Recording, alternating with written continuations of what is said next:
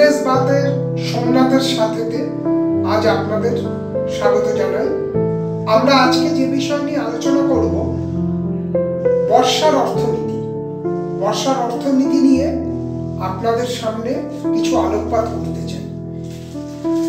অর্থনীতির ভাষায় এরকম ভাবে হয়তো কোনো টার্মিনোলজি আপনারা কেউ কখনো শোনেননি, কিন্তু বর্ষার অর্থনীতি চরিত্র অদ্ভুত রকমের, ভয়ঙ্কর রূপের মধ্যে লুকিয়ে আছে অর্থনীতির সদাবাহার রূপ।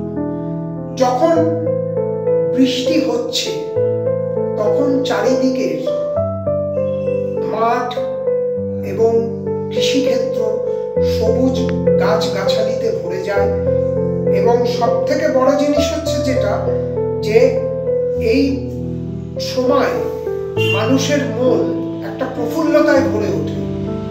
তীব্র দাবানলের রেশ কেটে তার সঙ্গে সঙ্গে যেটা হয় সেটা হলো যে বর্ষার অর্থনীতি বর্ষার আগমনের সঙ্গে সঙ্গে বর্ষার অর্থনীতিও জেগে ওঠে।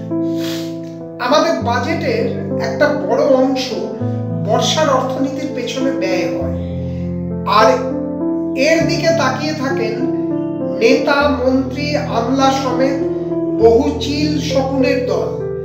তার সঙ্গে রয়েছেন নিজেকে গোছানো অর্গানাইজেশনের ভেগদারির দল। একবার দুবার নয়, বরং বারবার বর্ষার অর্থনীতিকে কেন্দ্র করে একদল হচ্ছেন কোটিপতি আর অপর দল হচ্ছেন নিঃস্ব সর্বশান্ত। বর্ষার অর্থনীতি অর্থাৎ ইকোনমি অফ রেইন খুব আকর্ষণীয় বিষয়। এর সূত্রপাত ঘটে কিন্তু গ্রীষ্মের প্রচন্ড দাবদাহের সঙ্গে।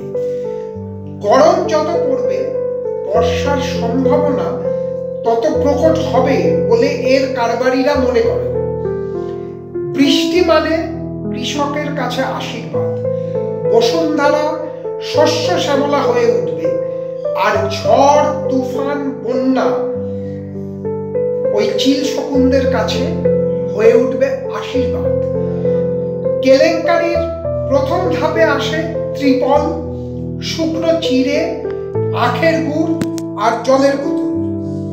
বাঁধে ফাটল, চাষের জমিতে জল ঢুকে ফসল নষ্ট হলে তো সোনায় সোহাগা।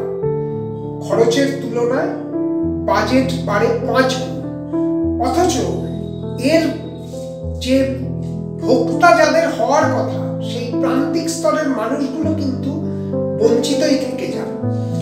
বর্ষার সমস্যা বাড়ে প্রান্তিক স্তরের সেই মানুষগুলো যাদের দুর্যোগ থেমে গেলেও গায়ের থেকে বানভাসির তকমা কোনোভাবেই কিন্তু সরে যায় না। যাদের পাশে দাঁড়াতে এগিয়ে আসেন কিছু সমাজ সচেতন মানুষ এবং সংসার ত্যাগীদের দল। আমাদের এই জায়গা নিয়ে কিন্তু এবার ভাববার সময় এসেছে।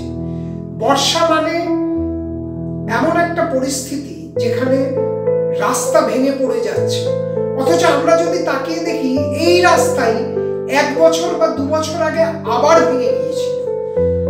বিগত দিনে তাহলে কি তার মেরামতি হলো, কি তার রাস্তা বেরোলো, তার কিন্তু কোনো হিসাব নিকাশ আমরা চোখি না। এর ফলস্বরূপ যেটা হচ্ছে সেটা হলো আমার আপনার পকেটের অর্থ কিন্তু অপব্যয় হচ্ছে, আর ফুলে ফেপে উঠছেন একদল অসাধু মানুষজন। আমি আগেই বলেছি এই বর্ষার অর্থনীতির সঙ্গে জড়িয়ে আছেন কিন্তু বেশ কিছু মানুষজন। একদল যারা বর্ষার অর্থনীতির লাভ উপভোগ করছেন, আর যাদের প্রকৃত লাভ পাওয়ার কথা তারা কিন্তু এই বর্ষার অর্থনীতিতে সেই বঞ্চিতের দলে থেকে যাচ্ছেন। দুর্যোগ কেন্দ্রে আশ্রয় নেওয়া, ত্রাণ শিবিরে কিছুদিন থাকা, কিন্তু অচিরে দেখা গেছে তাদের কিন্তু সেই খোলা আকাশের নিচেই থাকতে হচ্ছে।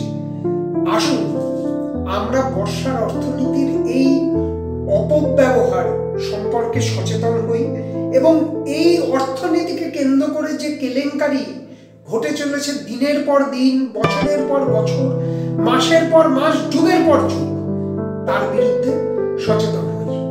আজকের বিজনেস বাতে সোমনাথের সাথে এখানেই শেষ করছি। নমস্কার।